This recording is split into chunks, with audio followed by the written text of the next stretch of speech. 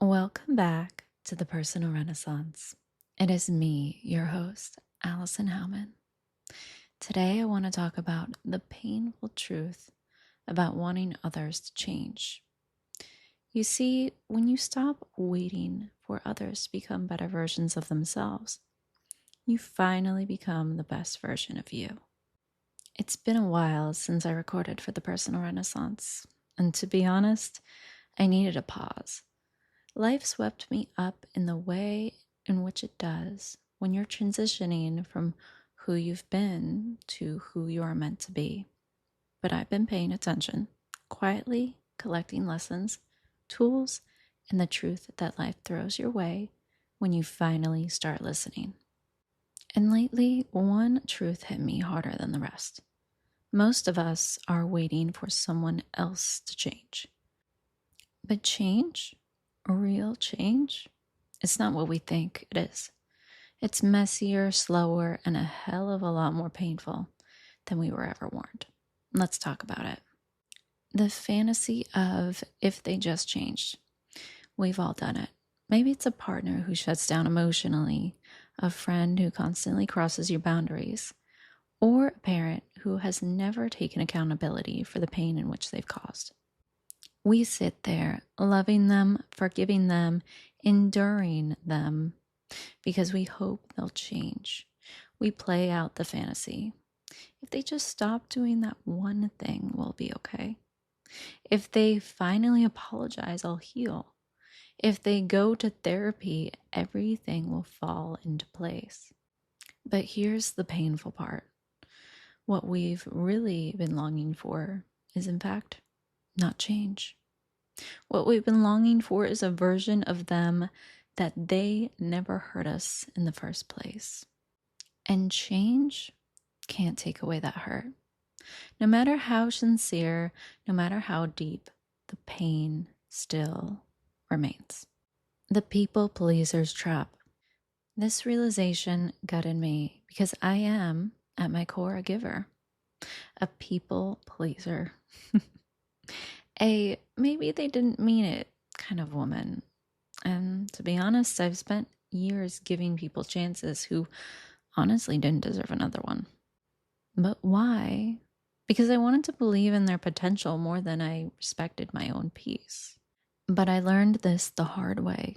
Potential will drain you dry. When you love someone for who they could become instead of who they are, right now, you are loving a fantasy.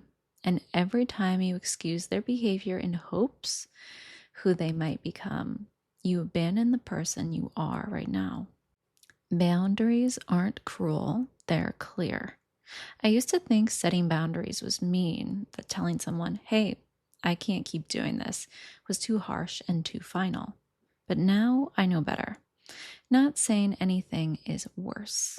Because when you say nothing, you train people to think their behavior is acceptable. And when you train someone that your silence equals permission, you become complicit in your own suffering. This is especially true for people who have been conditioned to stay quiet, particularly women, empaths, and survivors. We've taught that love means enduring, that grace means swallowing our own voice. But grace without boundaries is self-betrayal. Change doesn't happen in a vacuum. Here's something I learned from the book Why Does He Do That by Lundy Bancroft.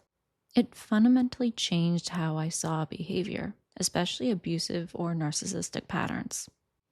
In the book, Bancroft says that true behavioral change only happens when it's reflected across an entire ecosystem. Friends, family, coworkers, and even society itself all have to reject their behavior. It's not enough for you to say it's wrong. There needs to be a cultural, social, and personal pressure applied from all angles for someone to really look in the mirror and say, I need to change. And that means you alone are probably not enough to change someone's entire worldview, even if you love them, even if you beg. And what if the world is still rewarding them or enabling them? then you're just one quiet voice in a crowd of cheers, and you will burn out trying to scream louder than all of the enablers. Here's something to consider. How long are you willing to wait? Let's say someone is really truly trying to change. Even then, how long are you willing to wait? 6 months, 2 years, a decade? Because the longer you wait, the more you're slowly shaped by their dysfunction. You become someone you don't recognize, hypervigilant, anxious, reactive, emotionally depleted. And even if they do finally change, you've been so wounded in the process of that change that it doesn't even feel like relief. It feels anticlimactic, flat, and almost unfair. I've had that experience waiting for someone to become better, giving them all the grace I could. And when they finally did that thing that I asked for years, it didn't feel like a victory. It felt like grief. For years, I couldn't get back. The person I lost in the process, the me I had to abandon to wait for them. So now what? Now I don't beg for changes. I observe, I listen, and I ask myself, do I want to participate in this? And that's it. That's the new self-respect. It's not about cutting anyone off. It's not about being cold. It's about knowing where you stand, how much you're willing to hold, and for how long you're willing to hold it. Yes, people can change. But if they do, it should be a gift, not a condition for your love or survival. You are allowed to offer grace, but grace isn't an unlimited resource. You are allowed to be patient, but patience should not be your prison. And above all, you are allowed to leave when your soul feels like it's shrinking just to keep the peace. I know some of you may read this and feel it lands like a truth you weren't ready for, and that's okay. Let it marinate. Sometimes a lesson like this doesn't hit all at once, but when it does, I hope you remember this post. I hope you can come back to it, and I hope you can choose you over and over again until it's no longer a choice but a natural state, because your personal renaissance doesn't start when others change. It starts the moment you stop waiting and start choosing yourself. Thank you for listening, and see you on the next one.